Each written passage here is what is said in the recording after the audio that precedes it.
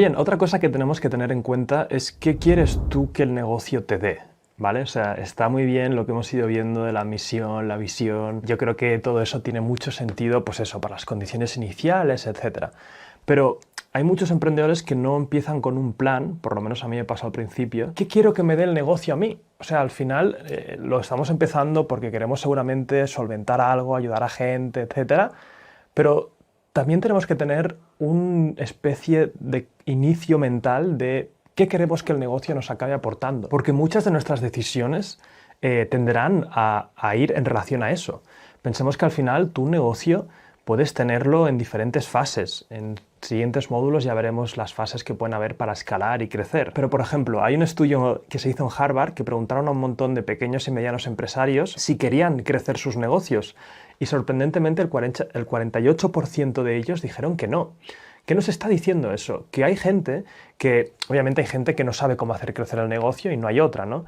Pero hay gente que entiende los sacrificios que va a tener que hacer para pasar de un negocio de 5 o 10 personas a un negocio de 100, de 200, de 1000. Pensemos que los negocios, a la hora de escalar, no son como una réplica de muchas más cosas de cuando estabas empezando. Pensemos que al final, y esto es una cosa un poco sencilla de entender, un negocio no deja de hacer 3 cosas. Tiene que crear la propuesta de valor, o sea, hacer cosas, por así decirlo.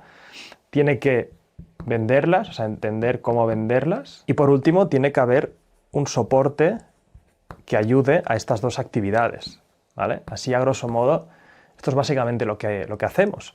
Y no tiene nada que ver una empresa, vamos a decir, de 10 personas, donde el foco está en crear y vender, o incluso de una persona, donde el foco está en, oye, me gusta mucho crear y de vez en cuando vendo, ¿no? Soporte, al principio, en una empresa pequeñita, esta parte es muy pequeñita, ¿vale? Estas son más amplias.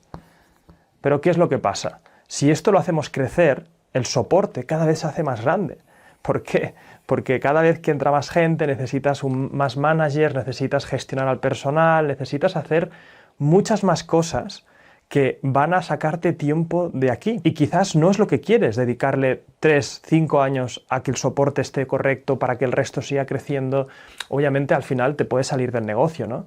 Pero con esto te quiero plantear ¿qué quieres hacer tú con tu negocio? O sea, ¿qué quieres que te dé a ti? Vamos a ser un poco egoístas. Hasta ahora hemos estado diciendo, oye, la visión, qué aportas a tu cliente, etcétera. Pero antes de pasar a la parte de financiación, de seguir creciendo, etcétera, vamos a ver qué quieres tú. Y te voy a proponer un ejercicio muy sencillo. Imagínate que mañana viene un genio de estos de que te conceden 3 deseos, pero en vez de concederte 3 deseos, te va a conceder 20 deseos.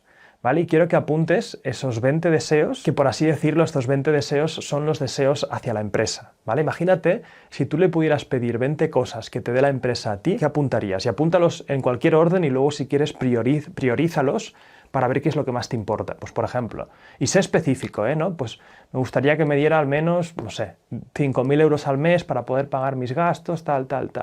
Me gustaría que me diera la libertad de poder no tener que trabajar en ningún sitio ni darle explicaciones a nadie. Me gustaría poder los siguientes años estar tranquilo, no lo sé. Pero fíjate que luego podrás empezar a hacer encajes de si lo que quieres es que el negocio te dé libertad, no es compatible con un crecimiento extremo o con asociarte o hacer fusiones y todas estas cosas. Yo, por ejemplo, esto lo tengo claro. Yo no tenía bien claro qué quería que el negocio me diera.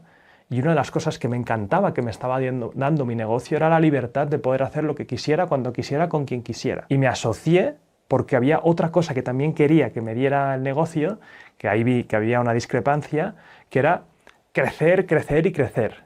Pero luego puse las 2 y me di cuenta que para mí era más prioritario la libertad que crecer, crecer y crecer. Porque esto era más una cosa de ego y esto era una cosa más de experimentar la vida. Entonces ahí yo decidí salirme de la fusión, reestructurar mi equipo, hacerlo eficiente, más pequeño, etcétera, ¿no? Así que nada, a tener en cuenta cosas que queremos que el negocio nos acabe dando a nosotros.